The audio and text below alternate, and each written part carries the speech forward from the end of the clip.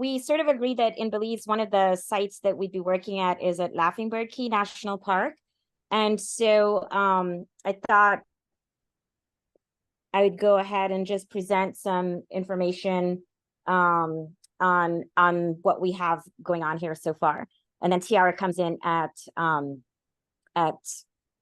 in 30 minutes time. And so it's one of the keys in the southern part of Belize. It's actually a national park. And just showing here in proximity to Placencia, which you hear us talking about a lot. It's a peninsula that includes the villages of Placencia and St. Bite. And in between, there are other areas called Maya Beach and Riversdale. And so they all make up this peninsula. There are other towns and villages around the area that also access the southern keys, which are shown, going out to the right, all the way out to the Mesoamerican Reef or the Belize Barrier Reef system. And many of the keys within the inner keys are what we're talking about as being important to the Placencia Peninsula. The Laughing Bird Caye shown here, and I'll zoom in a little more, is a national park. And let me just reference, it was declared a national park in 1991 under the jurisdiction of the Forestry Department. And then in 1996, so just the key itself, where that little orange dot is, was declared the park in 91. And then in 96, the Faro, or the entire atoll that it sits on, was declared in 1996. Let me see. It was declared part of the national park. In 1996, it was also designated as 7 protected areas representing the Belize Barrier Reef system as a collective World Heritage Site. It's currently managed by the Belize Department of Forests and the Southern Environment Association. And the Southern Environment Association is a non-governmental organization that emerged from another group called Friends of Nature. That was a very grassroots initiative from the peninsula and other surrounding communities that wanted to protect this area, given its importance to the tourism industry, and at the time also to fishers and people who would go for conch and lobster in the area.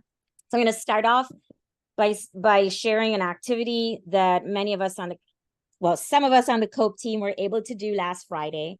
And so it's just a snapshot in time. One day, a social natural history of Laughing Bird Caye National Park. In terms of COPE partners, we have members of Fragments of Hope, Black and Marine Science, and USF present, with other community members on the peninsula, including the logistics officer for the Southern Environment Association, an organization that we have right now an MOU with, covering our project. So we had teams that were in the water taking images on the kayaks and on land, and I'll just share sort of what happened there. And so on land, we had, Alex, I see people in the waiting room. If you could manage that would be great. So on land, what we had was led by Rory McKenna, who's a master's student with Dr. Zarga, and she's currently on a plane now out of Belize, I think. And so she walked around the key with different community, persons who've used the key for many years, who are now more or less either tour guides or boat captains. And they're so some of what you're sharing here is just some of the information collected that day, that where this Palapa used to be the only place that had a place where people could pitch a tent, because it used to be very heavily covered with trees. And everyone we're talking to is probably 50 years or under. So, and they may have been going out there from, say, 8 years old or more. So just to give an idea of the history that we're getting. So just some comments here, all along, there's a lot of erosion taking place right now on that day. So sentiment that there are a lot more coconut trees, hurricanes may have taken them out, that the many are on the edge, they're going to be expected to be lost pretty soon.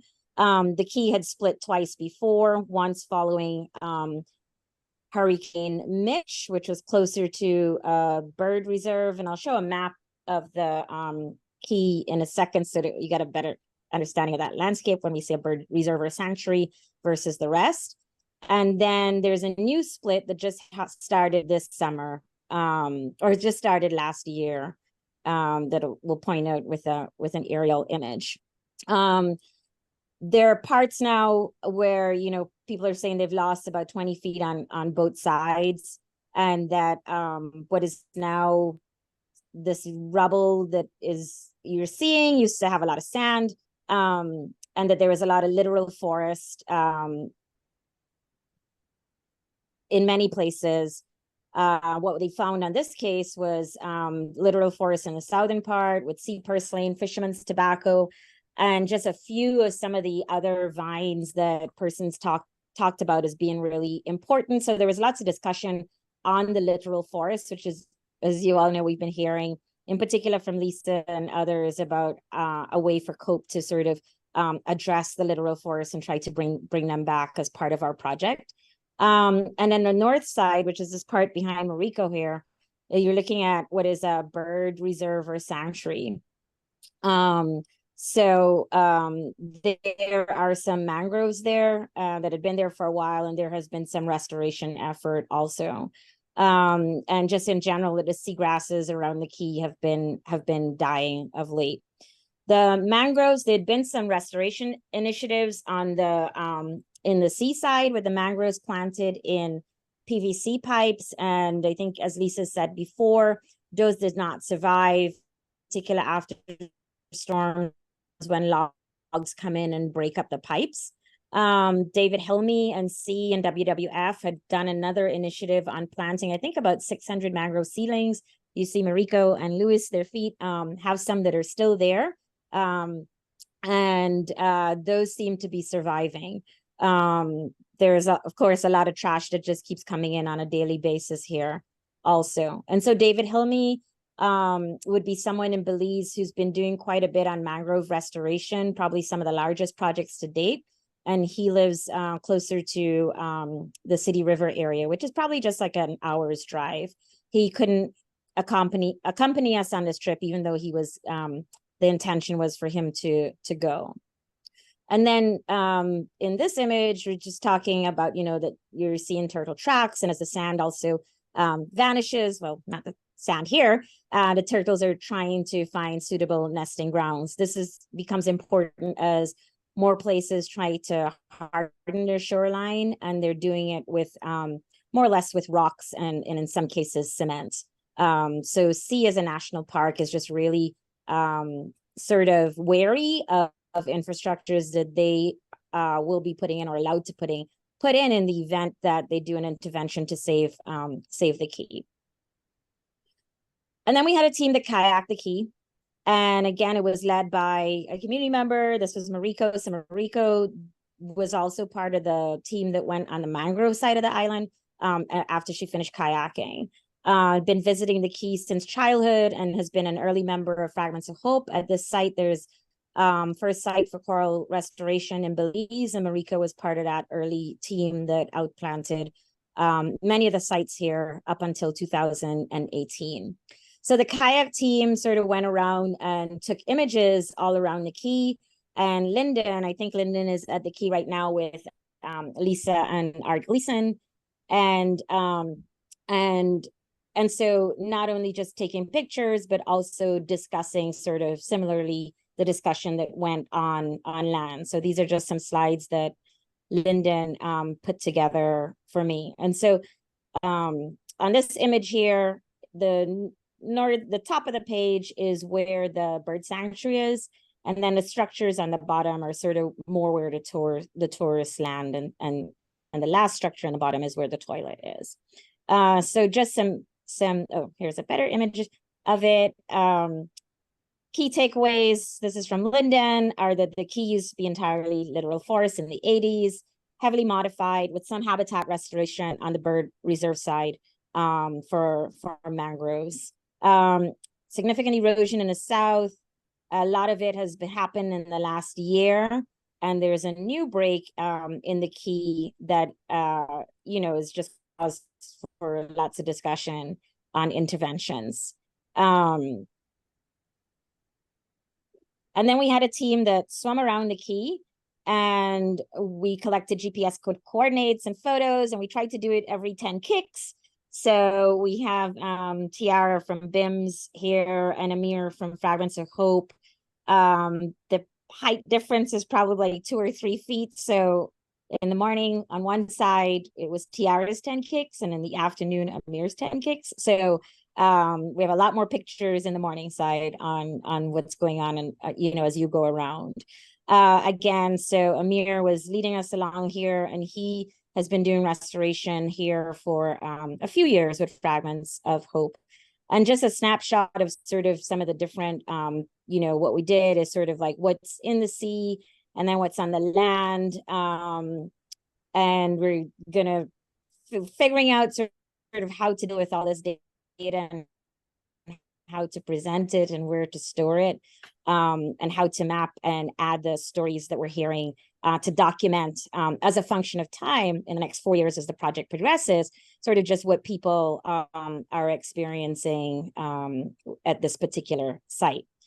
I was going to talk about some of the restoration activities, which sort of are a reason why we said that we would do a lot of our integration testing and so on at Laughing, is because it's one of the oldest sites that we have for coral restoration. Work started by our partner Fragments of Hope. And there's just been long-term experiment, genetic sampling and monitoring for growth, survival, and thermal tolerance. And the map on the left, again, just shows where Laughing Bird Caye is in the orange, and then the green are just other sites where Fragments of Hope has been doing restoration efforts, but none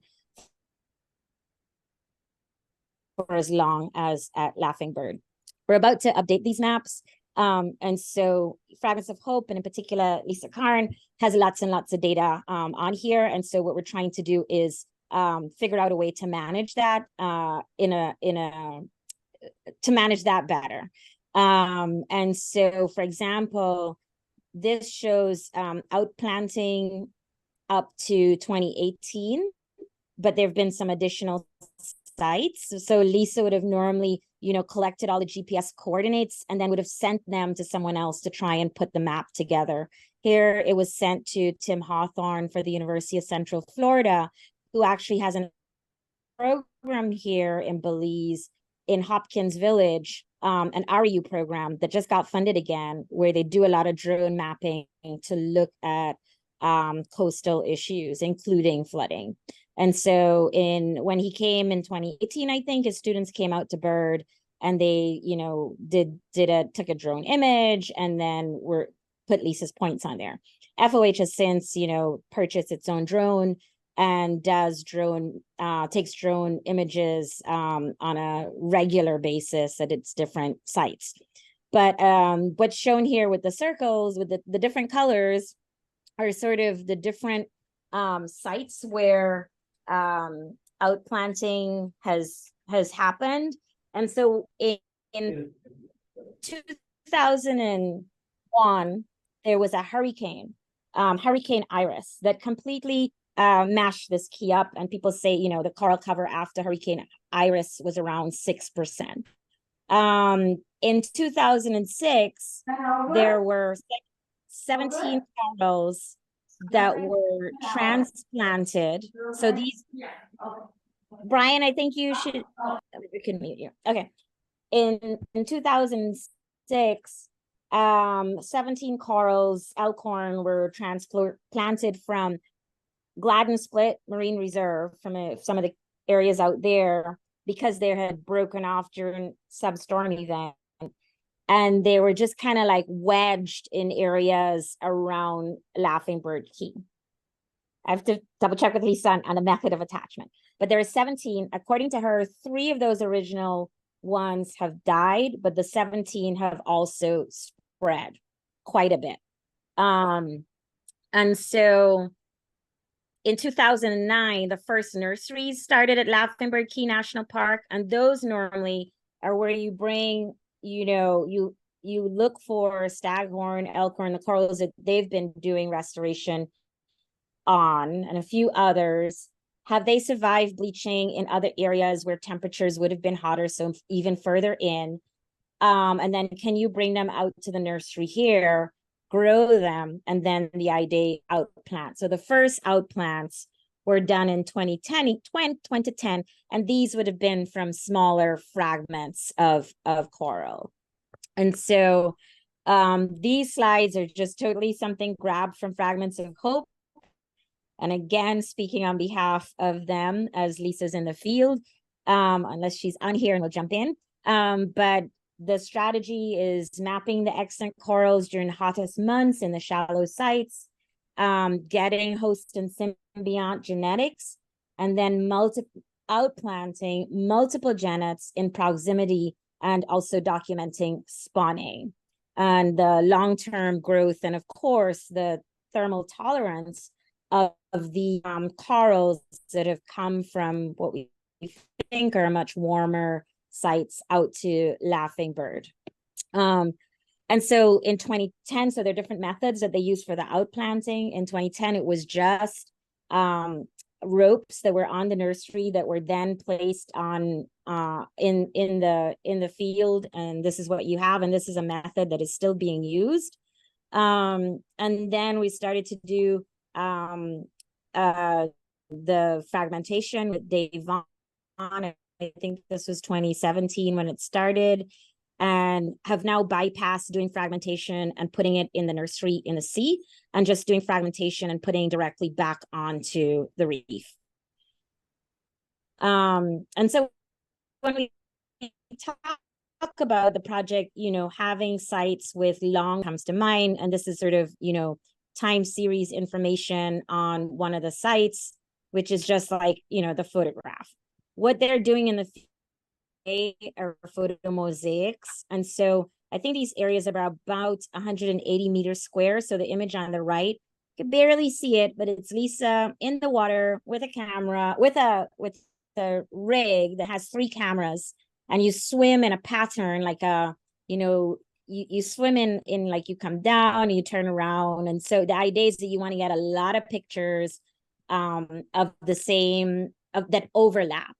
And then those images have been placed on an external drive, sent to Art Gleason University of Miami, and he stitches those together to give sort of an orthomosaic, right? Because one picture will only sort of tell you, it's one coral here, but if you wanted to quantify how much coral, how much restoration has occurred in terms of square meters or something, the photomosaics became sort of something that provided that information for growth rate.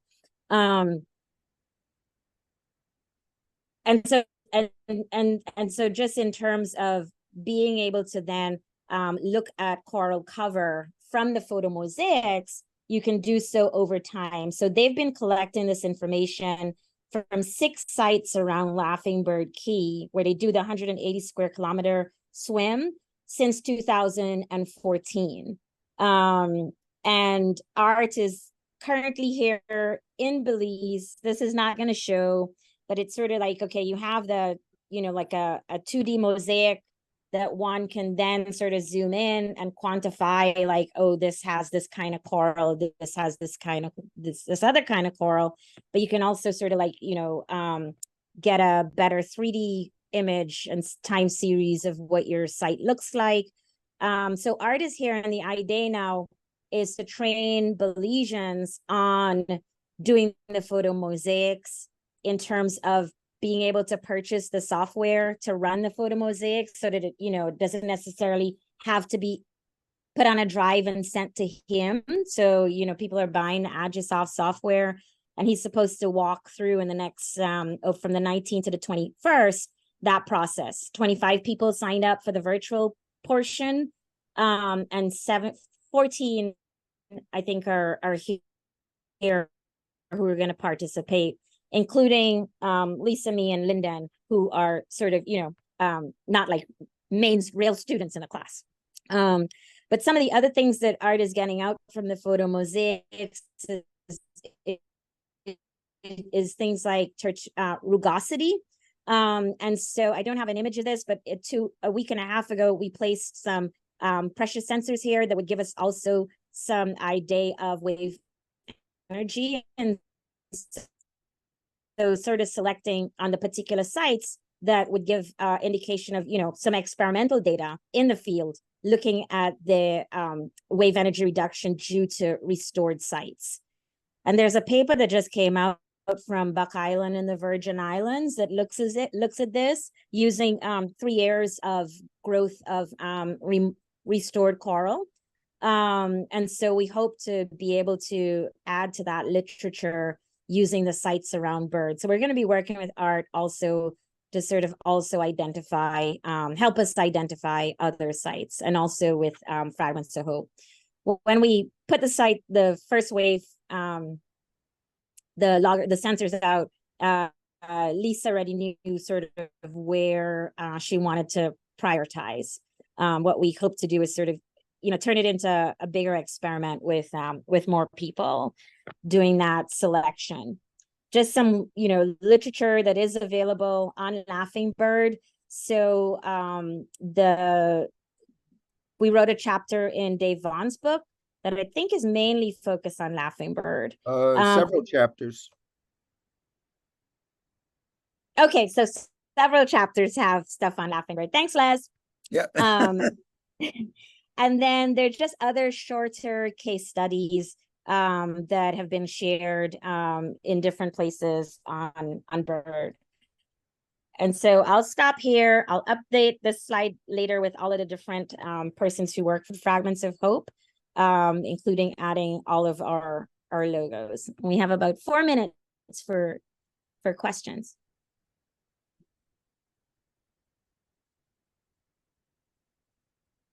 I see a comment on the coconut trees. So for our workshop next week, 2 weeks from now in Belize, we have Alex, what is Liz's last name? Wagner? Belizean tour guide trainer.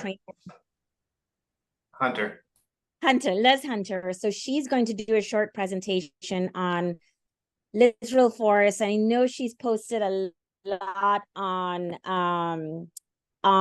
coconut trees and how they're non-native and they don't really help with coastline protection. And so I think it would be really helpful for us to resolve that. We've also found papers that say they do help with coastal protection. And then there are other sites where they're completely removing the coconut trees because they don't let the native plants, they prevent them from growing. So in our conversations with people on the ground here, even in sites where they've put rocks in, it's sort of like we know the importance of the sea purslane, and we know the importance of the runners, and yes, we would be open to sort of initiatives that bring them back. That's great to hear, Maya. I was just asking just from a kind of informational standpoint, so it's nice to hear that's a big topic of discussion already. It is. But questions like seeding. So I know in Tampa Bay, we've talked about seeds for the seagrass, and whether we have a seed, like, do we have a nursery or a seed bank, especially when there's an event that knocks a lot of stuff out. And that is something that I know they're interested in Tampa Bay, but they haven't started. Similarly for these littoral forests, Andre was pointing to one vine, saying how common it was, how pretty the flowers were, but there was just one left at Laughing Bird. And so we would like to also go along the coast, which is more accessible, and do that same initiative. In particular, as many people have taken out the littoral forest, and the hard infrastructure gets coming in very, very quickly.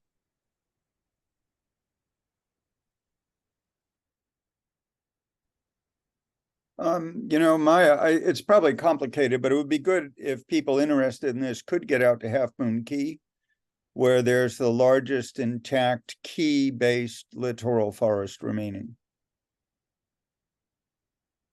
So Les, I think that would be great. I think Mike and Anne and maybe some of USF, they're just staying on for one day after our project. So we have a workshop on the Friday in Belize City, and then they will leave on Sunday. So I don't think that's enough time to get to Half Moon Caye, but definitely something to think of for other team members. Like, where are the sites here that still have this? So we showed Juan Scipio that's close to where we are right now, real close, but we've had a COVID issue in our group right now, so everything kind of got canceled in the last couple of days. But that there is somewhere close by that people have pointed out that still has the littoral forest. I see Tiara on, so gonna give you your whole 30 minutes, Tiara. Yay, thank you. I'm still recovering from kicking around the island the other day. But thanks so much for this opportunity. I'm going to just give some background information just about Black and Marine science in general, as though I think highly of us. Some people might not know who I am at all or what we do. So I'm just going to start with that. Then I'll move into what we'll be doing for this project specifically. I'll share my screen. I'm probably not going to be able to have my video on and screen at the same time, but please let me know if I cut out. All right, let's do this.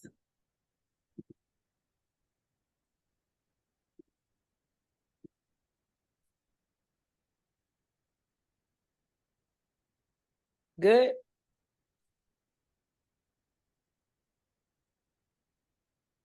All right, I'm going to assume that y'all can hear me. If not, looks great. All right. All righty. So yes, I'm Dr. Tiara Moore, she, her. I am the founder and chief executive officer of Black and Marine Science. My background is in marine ecology. I have my PhD in marine science, in biology from UCLA. And I looked at nutrient pollution and really trying to understand how human impacts were changing biodiversity and estuaries as well as coral reefs.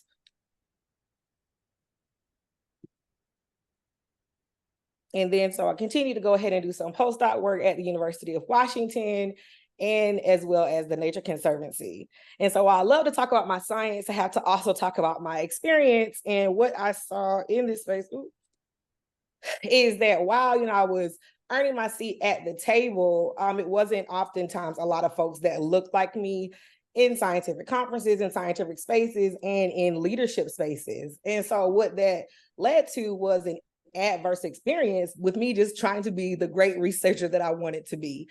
Sometimes when I would introduce myself as a marine scientist, people would make comments like, "Oh, you can swim," or "Oh, you get your hair wet."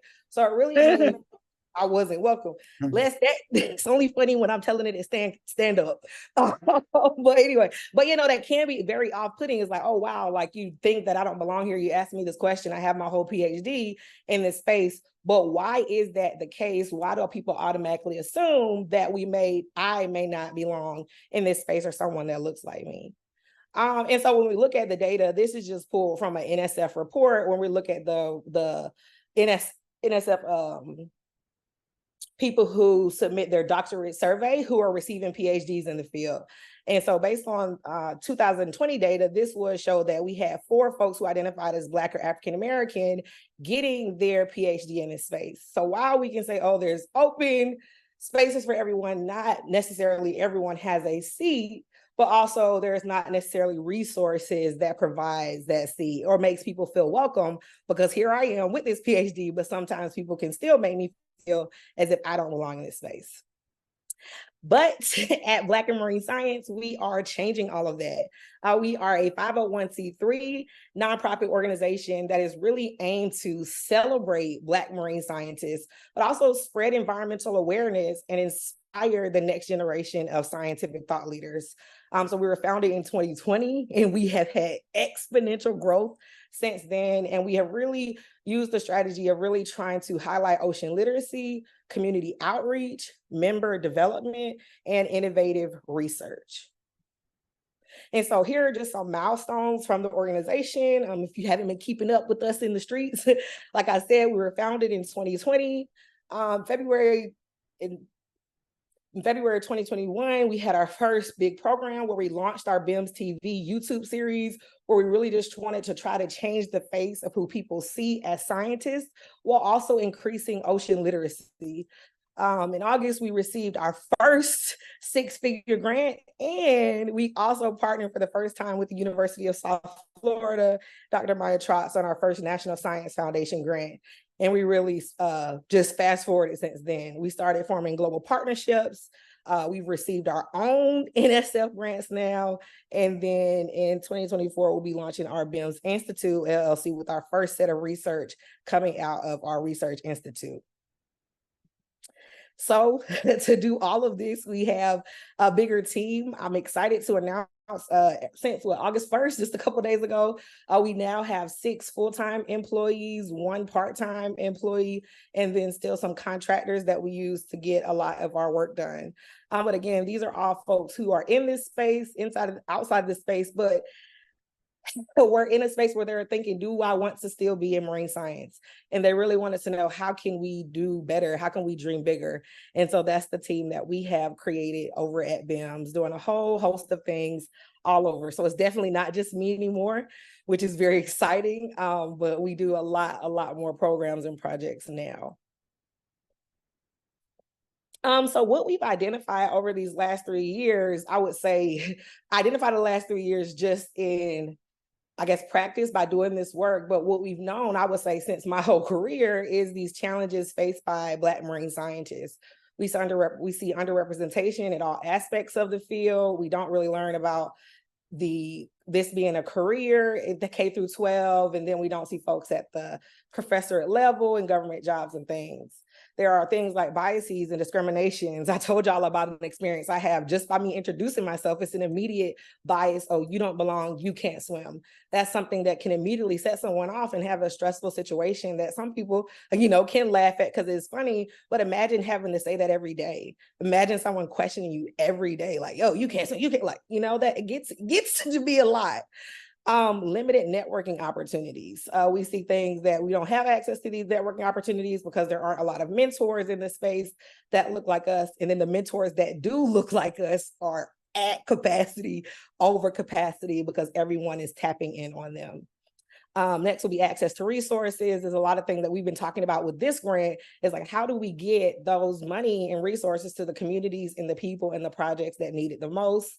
And then cultural barriers, traditional knowledge, the people coming in and stealing knowledge from these communities and not really putting respect and honoring what the communities are providing. And so how do we really figure out ways to acknowledge all of these barriers, but find tools to combat them? And so how we have been addressing these challenges in 3 different ways, I guess buckets, is to empower underrepresented communities in marine science. We've been doing a lot to just collaborate with local K through 12 and community organizations to provide opportunities, access to resources, fun events, healing spaces. A lot of times we can think, oh, everything has to be hard science. Like, no, you want to have fun. It can be hard just being in this space and then having all of these additionals, stereotypes and macroaggressions that you're dealing with. So sometimes you just want to get and have a karaoke night and chill. Establishing partnerships for internships and experiential learning opportunities. So this is where we really have been able to forge connections with local and national organizations, research institutions, and provide opportunities for our members through internships, through research experiences, where they can get hands-on experiences that are paid opportunities. That has been very, very, very serious for our internships every internship we've been able to offer and experience through BIMS has been a paid opportunity, because that's another huge barrier. I saw a call for an internship that wanted someone to already have their scuba dive certification, wanted you to have your own scuba gear, and wanted you to fly out to the site, and it was an unpaid internship, but it was the experience. It was the opportunity for them. No, that doesn't work. That doesn't work for everyone. And so when you have opportunities like that and calls like that, you're basically discounting and counting out a whole group of people that don't have access or don't have that. So what we've been doing is providing, a scuba program where we're taking over that cost and being able to get that certification for free, but also giving them access to coral restoration or mangrove restoration in these projects. And then also strengthen career placement support for marine science graduates and postgrads.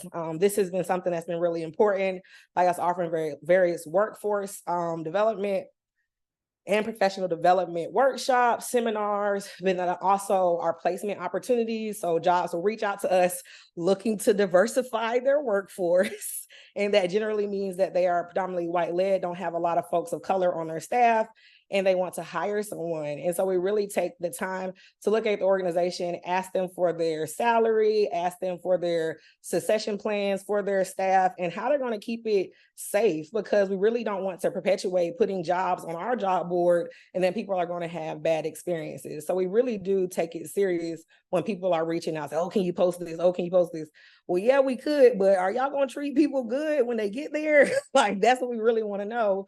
And again, these are things we have to take serious, because we are trying to create something that may or may not have been seen before. So in these last 3 years, we've had various amounts of impact. I'm very proud. We've raised a good amount of money with that NSF grant we just received. It was actually announced on just last week, the most recent one. We've had 6 scuba courses. We've been able to certify 33 people. We have over 400 members now that represent 31 different countries. So we have reached out of just the US to all over, with our second largest membership being now in Kenya. Our BIMS TV channel has over 2,000 subscribers and people checking in every day to see our content. So build with BIMS and work with BIMS. And this is where you all come in, because for us to continue to have the impact and to continue to make the work, we definitely need the large scale partnerships, projects, and we want to continue to show folks that we always belong in this room. It shouldn't be an addition or as something that's at the end. It should always be included, because a lot of the marine science impacts and a lot of the research questions that we are working on, we know they are impacting different communities. So for Black and Marine Science and COPE, what we are doing largely is creating educational content on our Black and Marine Science TV. So I'll just give you, this is just the trailer of all of our BIMS TV. I think it'll start.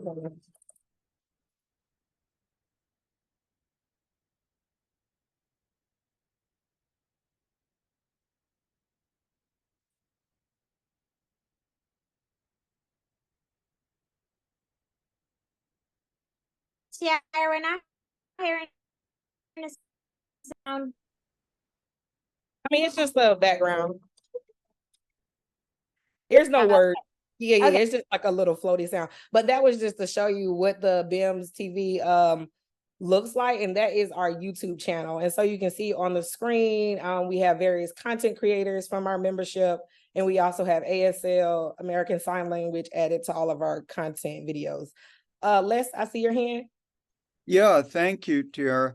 I was just wondering, what is the relationship between BIMS and Nikki Traylor Knowles' organization, Black Women in Ecology, Evolution, and Marine Science?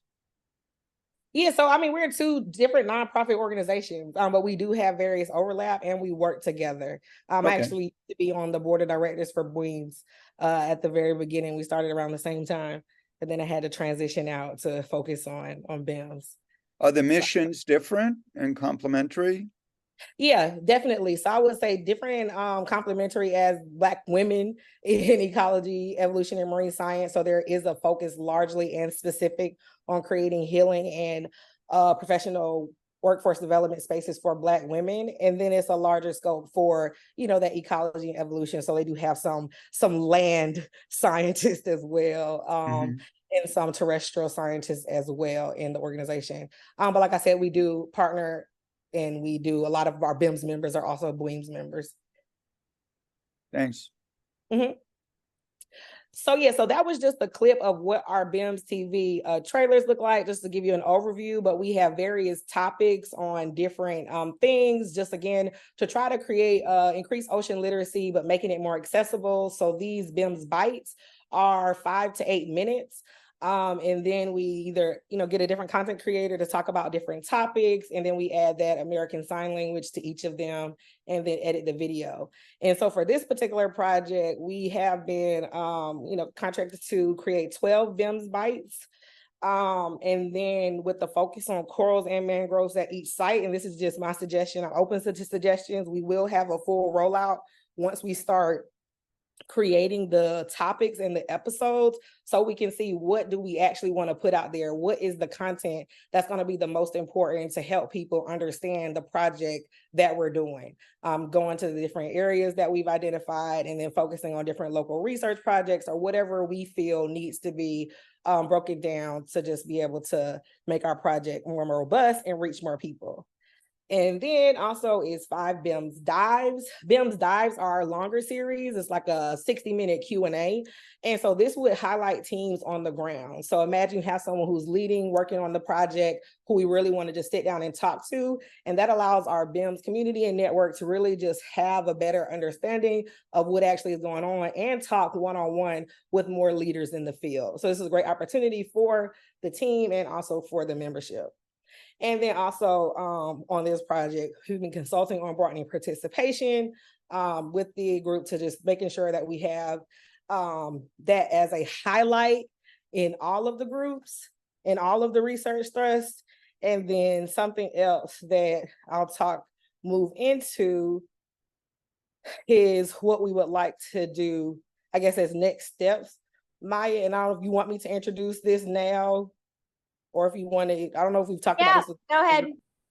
Okay, so then the next step is something that was in the proposal, was for us to submit a RET, a research experience for teachers. So I just did some research into what that looks like. And so with the RET, this is an opportunity for us to engage with teachers from K through 14. So that includes community colleges, and be able to provide them with some type of immersive hands-on learning experience. So there is an NSF call that's due October 11th. I'm not sure if we have to submit this year or next, but it's up to $600,000 for 3 years. There is a supplement of $10,000 per teacher per year, so we can provide funding to the teacher. So that's always good, because teachers are already swamped. So being able to provide them with support to come. Potential sites I just listed from this project: Belize, US Virgin Islands, sorry, Miami. But we can always vote on that. And then leads, and again, Maya, you can correct me on this. I looked at the call and it said that the PI need to be a tenured professor. So would you lead this? Oh, that's a bummer. That's a bummer. We could see if someone, if that's the requirement, Tiara, we could see if someone on the team would be interested in doing that and partnering with them on running the program. Yeah, because the overall goal was for BIMS to be the lead. But when I started doing more research, it definitely said the PI needed to be a tenured professor. I was like, oh, not me, sorry. But yeah. So we can talk more about that. Maybe this will be a point where I could speak with Nikki, actually. I'll think more about that.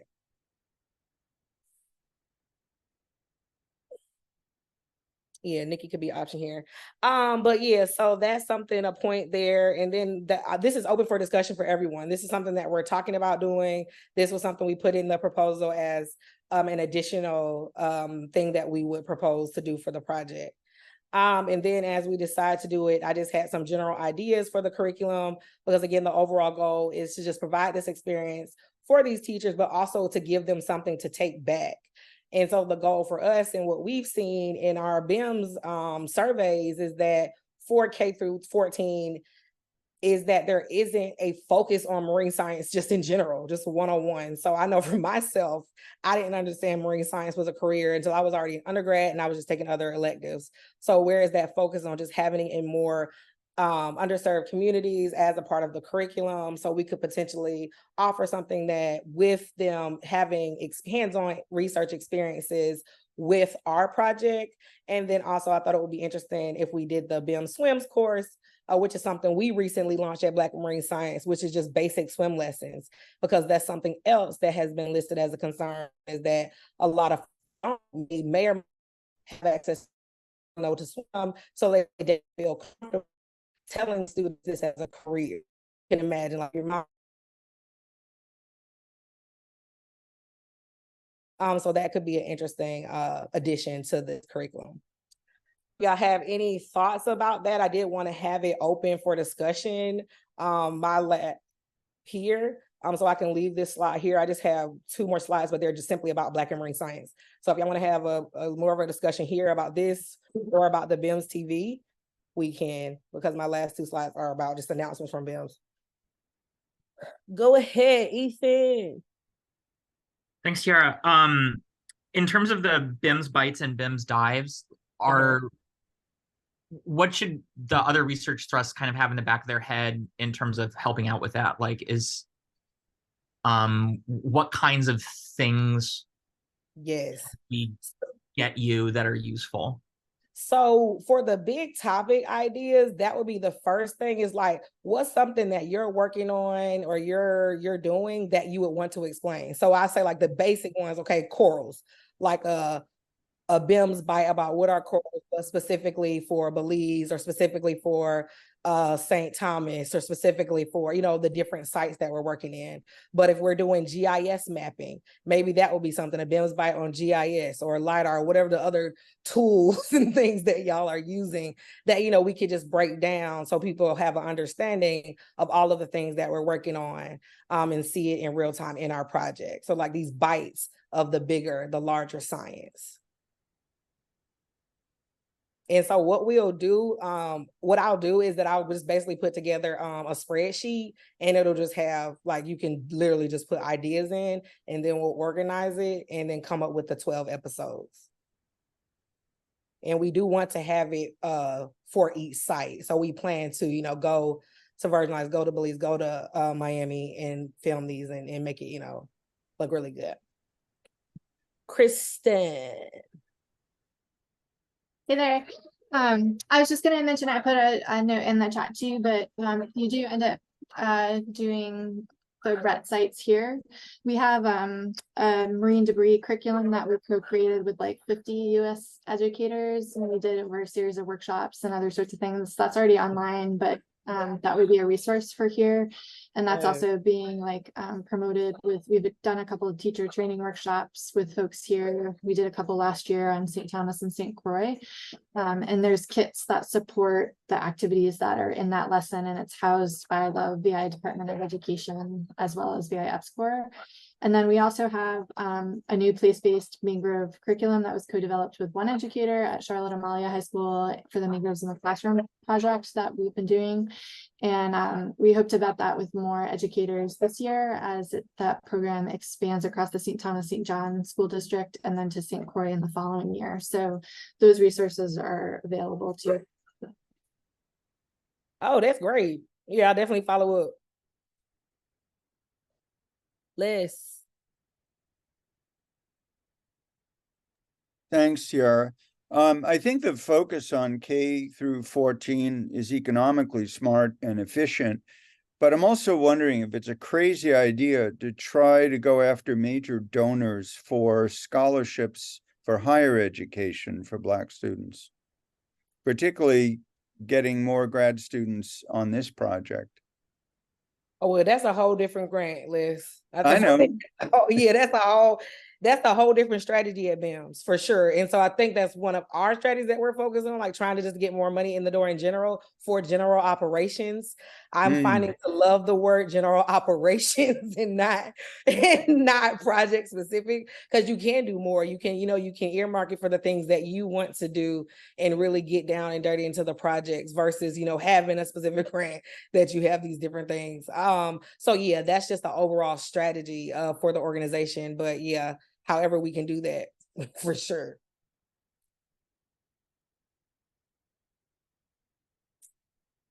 Anything else? Well, if not, in my last minutes or so, I would be remiss if you create the spreadsheet where folks could put potential ideas for topics, that would be great. And then I think it might be a similar approach where whoever you work with to develop the script, that sort of the research thrusts or persons who are familiar with it on our team would be able to help with the editing and so on.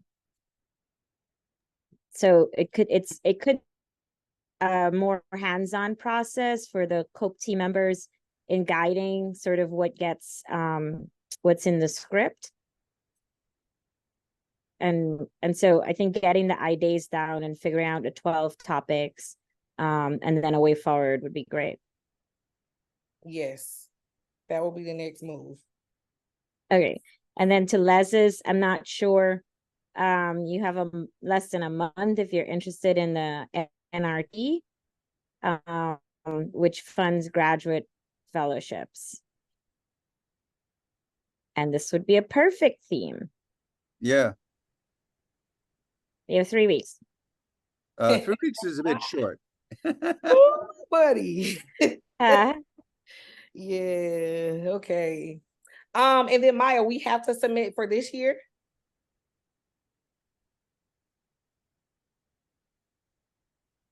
for the RET and RU, I think we said we would do it in year 1. We don't have to. Okay. We don't have to this year. Yeah. Yeah, Tiara, I just noticed Frank had the same question I did.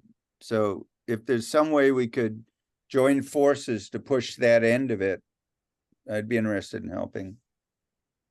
Yeah, Tiara is very familiar with us, and as you know, Tiara, we are now entering this twilight zone in which we cannot really be proactive in how we direct our own recruitment funds.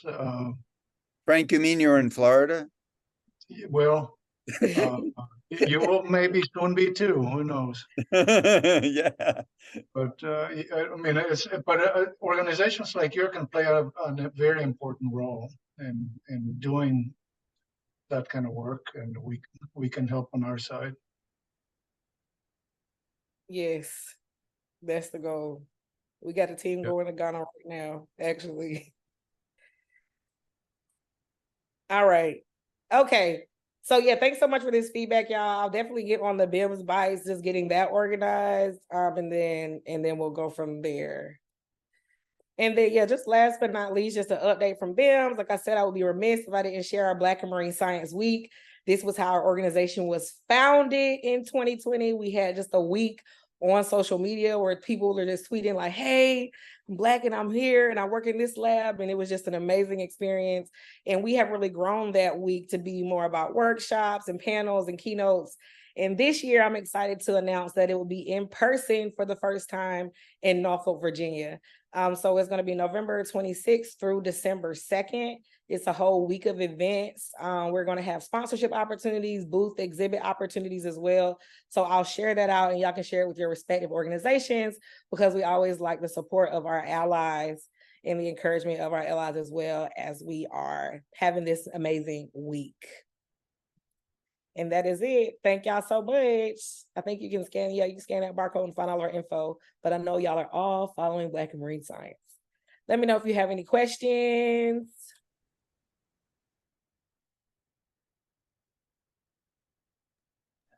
Frank, when it's Thank time, you, I can Tiara. answer your question.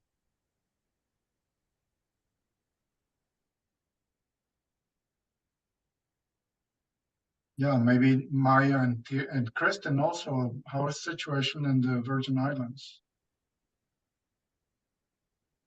For bleaching. Yeah, I was like, sorry, I had the chat covered. It's starting to bleach.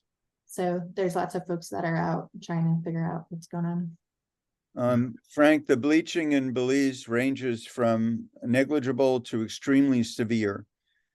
One of the bizarre observations we just made is that at Laughing Bird Caye, most of the bleaching we've seen appears to be sublethal, knock on wood, because it's not over. But many of the source populations from which Lisa has drawn those corals have been wiped. It's very interesting. Well, thanks everyone. We have a minute left. Really enjoy the presentation by Tiara. And we'll figure out the best way to do the RET. We do have to do an REU also. So I think that's a wrap for today. Thanks everyone. thank you. Bye-bye. Bye. Thanks, Thanks. y'all. Bye now.